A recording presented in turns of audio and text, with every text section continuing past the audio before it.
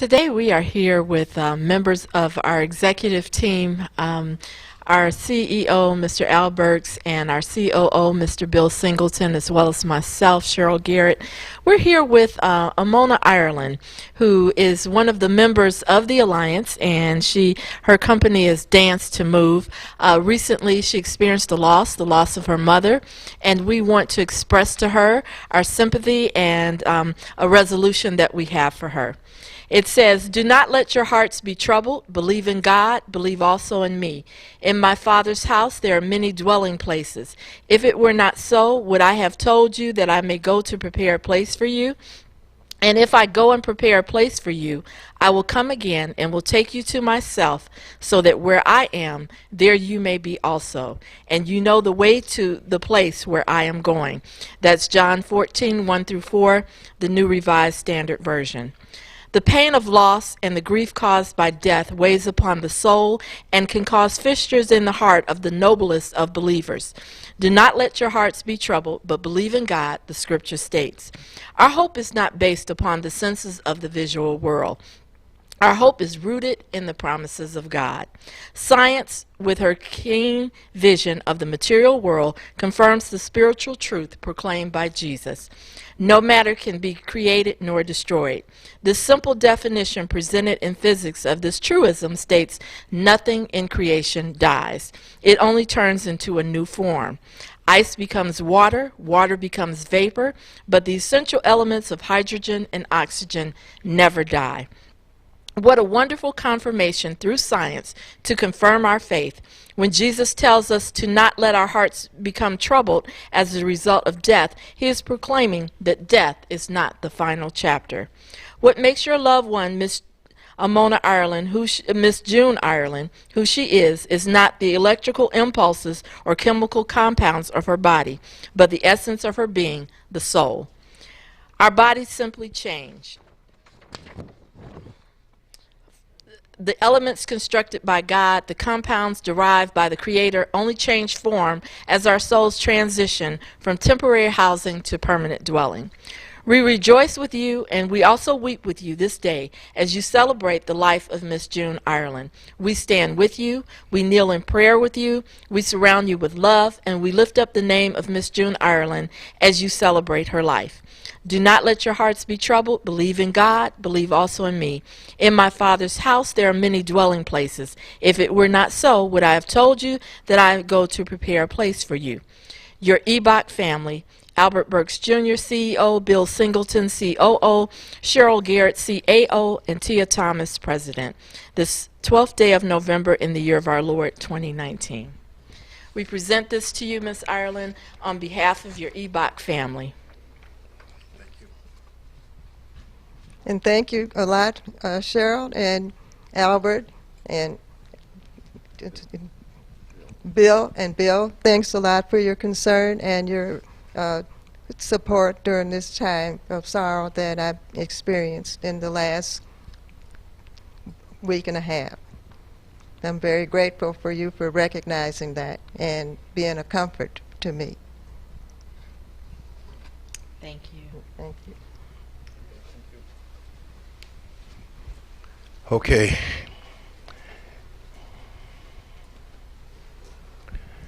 All right. We are going to move forward, and anytime there's a loss in the family, it affects all of us, and especially the EBOC family, and so on.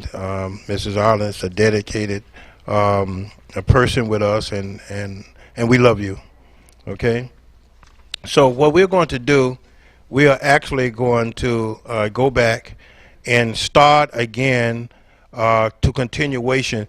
That if you do have questions, you can type those questions in. We do have someone that is looking at the questions and so on, and they will acknowledge to me, and then I will repeat the question and attempt to give you an answer to that. Okay. All right. Now, we was talking about S corporation, filing using the same form. You must file for a corporation, a regular corporation with your Secretary of State. Then you must petition the Internal Revenue Service, so that you can get the S status. Okay? You must fill out a form. It's a 2253 for S corporation or subchapter S elections for special tax purposes and the state corporate tax status. So that's for the state of Illinois. Whatever state that you are in and you file for your corporation, call the Internal Revenue Service for the state, not the federate, for the state, and find out about the S corporation. Okay? And this is the form. We're just showing you the form. We're not going to go through the form, but it's the 2553. Now, the S corporation was preferred way for doing business owner, was a preferred way for business owner to attain personal liability protection while retaining pass-through taxes. This was in the beginning. This is in the beginning. This was the old way of doing things, and people still do it. So it's not outdated. They are not stopping it from being done. They just now institute what? The LLCs. Okay? The S corporation no longer hold much allure for most business owners because what? You must first form a regular C corporation and then elect for the tax treatment. The S corporation shareholders, like LLC members, are protected from personal liability for the debt of their business. Same thing is basically as the LLC. The characteristics of an S corporation: no more than 100 shareholders, must be a U.S. citizen or resident of certain types of trusts or estates. They have limited personal liability protection from the debts and other liabilities of the corporation. Now, one of the things that you heard me say is that you must be a United States citizen. And the reason for that is this: you must pay taxes in order for you to enjoy the S status. You cannot sell this S corporation to a foreigner. You can if you are LLC. Okay? The ownership restriction doesn't have the same organization flexibility as an LLC. The corporation shares can't sell their shares to a foreigner. We just mentioned that. Or a company like a corporation. I'm paying, because now if you sell it to a foreigner who does not pay taxes, who gave you the S status? It was the Internal Revenue Service of your state, because you are a taxpayer. Okay? S corporation can only have one class of stock. You heard me talk about common class A. Then there's called preferred stock that people trade when they want to go public. But in an S corporation, you can only have one class. First thing first, why is that? It cannot make a public offering of its shares, and because an S corporation can only have one class, it can't easily accommodate the need of outside venture capitalists. In other words, when you have a corporation and you are going to go public, who pays the taxes? You pay the taxes. So therefore, you can't take your S corporation and say, I'm going to go public with it. 100,000 shareholders, are you going to pay the taxes for all of them? Think about that. S corporation profit and losses must be distributed to the shareholders in a proportion to their stock holdings. Okay? Let's skip this. We're not going to go through all of that. Go to the next one. We're going to go to the non-for-profit. Like, I understand this. This is a review. We went through a lot of this step by step by step during the first 5 weeks. And I know many people wanted to know about the non-for-profit, and we had technical difficulty. So this is the reason that I'm going back over this. And if you want to know the nitty-gritty of all of this, you would attend all 6 weeks. You can, please go back, please. You can call it a not-for-profit or a non-for-profit or a nonprofit. Okay? Whatever you want to call it. I advise each person wishing to file for a 501c3 organization to research the state laws regarding corporation and tax compliance and file any required application for tax exempt status under their state law. So that means that when you are applying, okay, for a non-for-profit corporation or LLC, go to your state laws, whatever state that you are in. You must comply with what the rules and regulations of that state. Okay? To be organized as a non-for-profit organization, it must be a corporation, including a limited liability company, trust, or unincorporated association. Illinois form is a non-for-profit 10210. Check with your state. Okay? The forms look like this.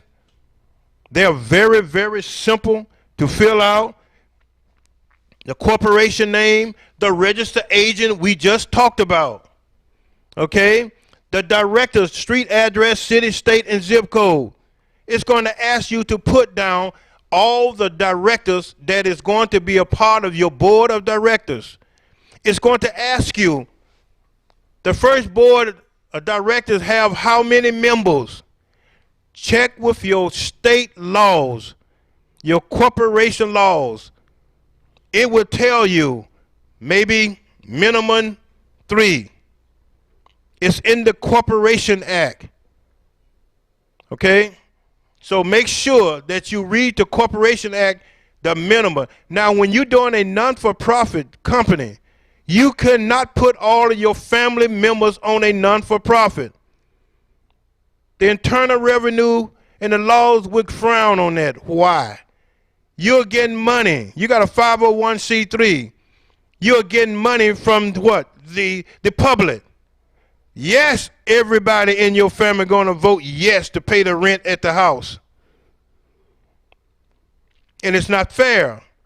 So what they want you to do is to be able to have an offset of people independent of your family.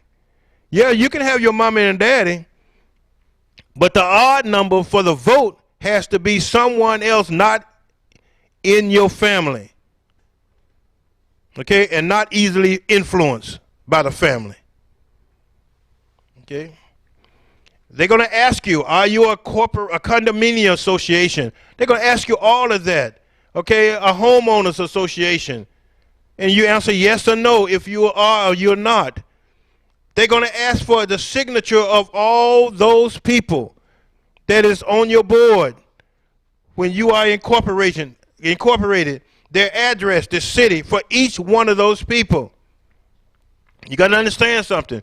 When you are filing for a non-for-profit, you are doing what? You are looking for money from the public. So therefore, you have to be very careful.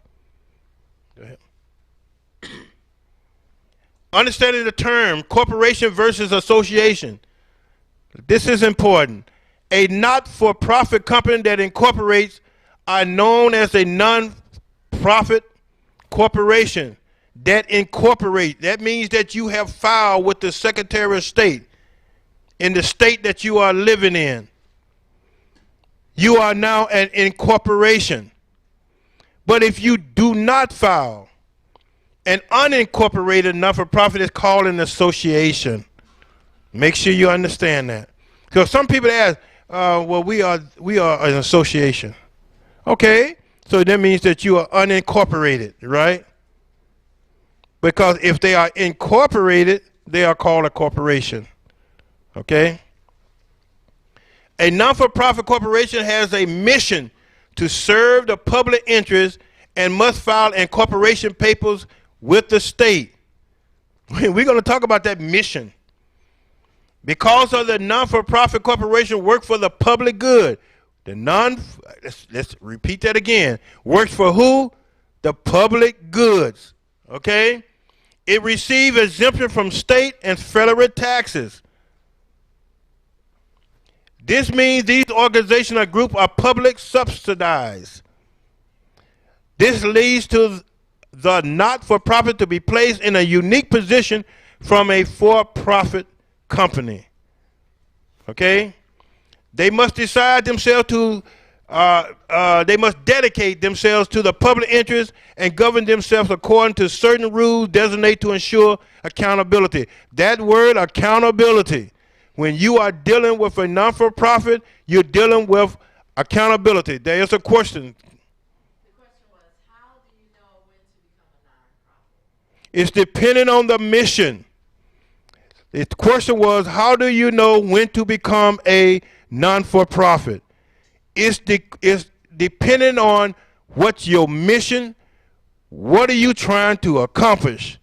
Are you trying to do something for the public good? It goes back to that word. And I'm going to jump ahead because a for-profit is to increase the bottom line of the company. A non-for-profit is to accomplish a mission. So you can, as you form your corporation, what are you trying to do? What is your purpose?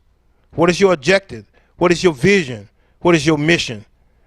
And then if you're talking to and become a part of EBOC family, we're going to direct you into the right direction. Now, people might say, can I get financial independent with a non-for-profit? Yes, you can. It does not mean you got to starve to death. You still got to pay to have a business, and you pay salaries. And then according to the importance or the key experience of that person, you pay them accordingly, right? All right. I hope I answered the question. Okay. Due to nonprofit nature, which set them apart from traditional private business, thus they are sometimes called non-governmental agencies, okay, or organizations. Also, because of receiving tax break, the laws require not-for-profit organizations to establish certain business structures. Okay, go to the next one. The characteristic of a non-for-profit, it must be governed by what? An elected board of directors. Steering committee members. You as a president or a vice president, you can have subcommittees to help you. You don't have to be the only one. You can have an advisory board. Okay? The board of trustees, the board of governors who owe the organization a trust duty, fiduciary duty, or loyalty and trust. Let me say this. You got a non-for-profit. If the person that you're going to bring on your board cannot dedicate time and be active, you don't need them. They're going to get you in trouble because they're going to fail to do what they're supposed to do. And you, the CEO, the chairman, the co-chairman, the president, is going to be held liable. You owe no one a favor. This is business. The primary objective is for your mission to be accomplished. Everybody want to jump on board, but they don't want to do the work. You must get people that is going to feel that passion for your mission. Okay? You're going to be filing bylaws. When you file for your corporation, you're going to receive what is called an article of incorporation in the state which is operate. So when you file for a corporation, they're going to send you an article. It's an article of incorporation. It serves many purposes. It shows who are the incorporated, who are the board of directors, and it gives you the authority to act as a corporation. It is your legal document. Okay? Your bylaws, rules, and regulations. You must have bylaws. Because if you don't have bylaws to govern your non-for-profit organization, guess what? The state is going to revert back to the Illinois Corporation Act. And it's going to be in general. You want to put specifics in your bylaws. I had a gentleman say, I would like for you to be on my board of directors. I said, sure. He brought me his bylaws. I looked at the bylaws, the first meeting. Now, he was a good guy, right? Good friend. I said, let's have a vote. We want to remove him as president. They looked at me like, and he looked at me, hey, man, I thought you was my partner. I said, I was just reading your bylaws. It says the directors, the board of directors can vote for the officers. You're an officer, right? You got to make sure that your bylaws protect you. First, it protects you because guess what? It says the issuing of shares is allowed to issue a share. It's in your bylaws. It says vote per shares. And normally, I would put down the chairman and the CEO is an appointed position, not an elected official. I'm going to spend my money to start. You're not going to vote me out. I can promise you that. So therefore, the words are specific. Elected officials. They vote on elected officials. Okay? The board, the non-for-profit can have members, but many do not. Non-for-profit may also be trust or association of members. There's two types of non-for-profit. A membership and a board only. A membership organization elects the board and has regular meetings and power to amend the bylaws. You understand that? Bylaws are subject to amendment, alteration, revisions. A board-only organization typically has a self-selected board and a membership whose powers are limited to those dedicated to it by the board. Okay? Let's move on. The legal distinction between a for-profit and a non-for-profit based on its reason for existence, we just mentioned that. For-profit exists for what? To attain a profit. And this goes back to the question that was asked. Non-for-profit exists for missions toward the general public. The mission is more important. The success of these two entities is completely different and measured as such. For-profit is seen as profitable and a success when it increases bottom line and make a profit. That's for a for-profit company. It is to increase its bottom line. A non-for-profit is successful when it attains the mission to the general public. Whatever the mission, to feed the homeless, whatever the case may be. Okay? Because they do not raise money from selling products or services, many are supported by grants from the public and private foundation, individual contribution, and or membership fees. I want you to remember this because we're getting ready to talk about 501c4s. This I'm talking about right now is basic for the 501c3. They depend on volunteers with marketing skills, fundraisers, and sales experience. You get people involved with your non-for-profit. Ask for a resume. Ask your mama for a resume. Because you want to know what her skill sets are. She's the vice president of marketing and never did marketing. Finance. And I say anytime you get anyone to deal with your finances of your corporation, for-profit or non-for-profit, bond them. Get a bond on them. Money makes people go crazy. You get a grant for $100,000 and the lights is going off in somebody's house. I'm not saying that they are not integrity, but let me tell you something. The devil is a powerful situation there. You understand?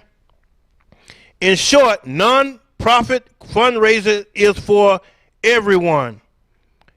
It requires a lot of energies, effort, and enthusiasm, and creative. In short, non-for-profit fundraising is not for everyone.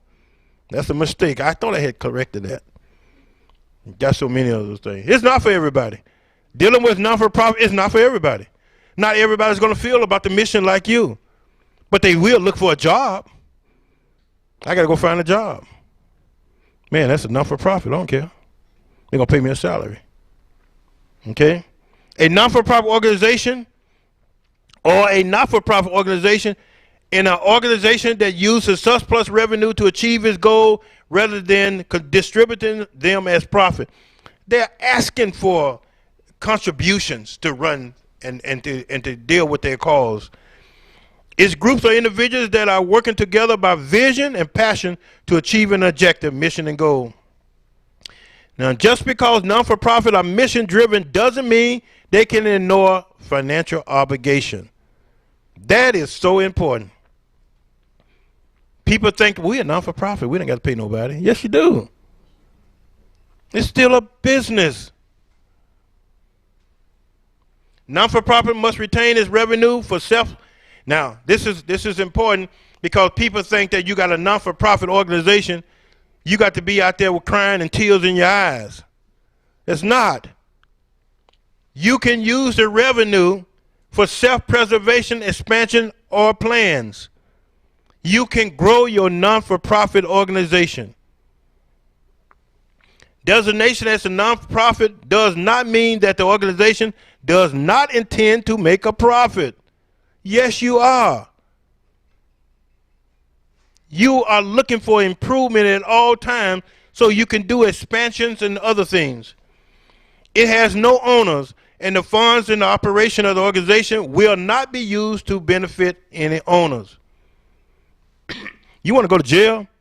Start using that money for personal stuff. It's not for your benefit, it is for the mission. Tax exempt. Non-for-profit organization in many countries may apply for tax exempt status. This is important. You got a non-for-profit does not mean you are tax exempt just because you file with the Secretary of State. There's other steps that you must take in order for you to get that tax exempt status. In the U.S., to be exempt from federal income taxes, the organization must meet the requirements set forth by the Internal Revenue Service. If you're going to start a non-for-profit, please read the codes. Internal Revenue Service has codes. The form used to apply for tax exempt status falls under Section 501c3 of the Internal Revenue Code, known as Package 1023. If you're going to file for your tax exempt status, you go to the Internal Revenue Service and ask for Form 1023. That is for a 501c3. Form 1023. They'll send it to you. Or you can apply online. Go ahead. Go back. This is how it looked. The application for recognition of exempt under Section 501c3. Okay? And it's a Form 1023. Now, there's going to be other forms in there. Okay? Because there's about 15 501c3s. Okay? I love this piece. 501c3.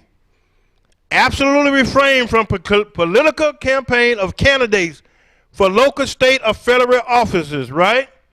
So if you got a candidate that's going for state, federal, tell me this. Why are they going to the churches? Churches following a 501c3, and you got a person that's running for an office, you did not separate state from religion. The reason that many churches are making mistakes is because when they do a 501c3, they open up all their books. And then they violate the law because the campaign people come there. You cannot have campaign in a 501c3. Absolutely insured assets and earnings do not unjustly enrich board members, officers, and so on. Not operated for the primary purpose of conducting a trade or business.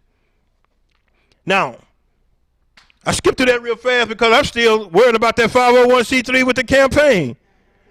I'm still thinking about that. Many churches, you are for the best interest of society. You should have filed for a 501c4. Let's go.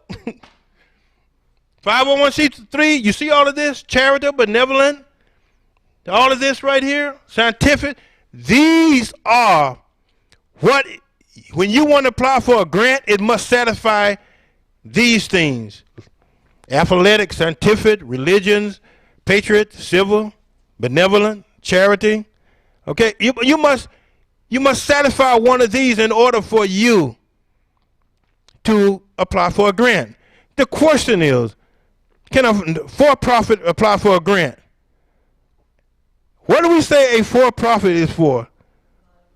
The bottom line. Who's going to give you a grant? I'm not going to give you a grant to make you rich. The grant is for you to complete your mission. Private foundations. If you're going to deal with homelessness, girls athletics. Because your purpose is to reduce what? Possibly teen pregnancy, drop out of school, drug abuse, whatever. Now you can apply. Let's go. Organization organized and operated exclusive for religious charity. We just talked about all of that. Okay? After you submit Form 1023, the Internal Revenue Service will send you a notice within 21 days of the postmark date. No additional information needed, and so on. After you submit your 1023 form, guess what? They are going to turn around within that time frame, let you know if you got it. Now, if you get that tax exempt letter, you into something, you know? Just because you file for a not-for-profit does not mean you are exempt from taxes. You must fill out Form 1023. Okay, if additional information is indicated, they will let you know. These are all the sections. 501c2, title holding. 501c4, civil. We're going to talk about that. You got all the way down 501c6, business league. You know, just so many.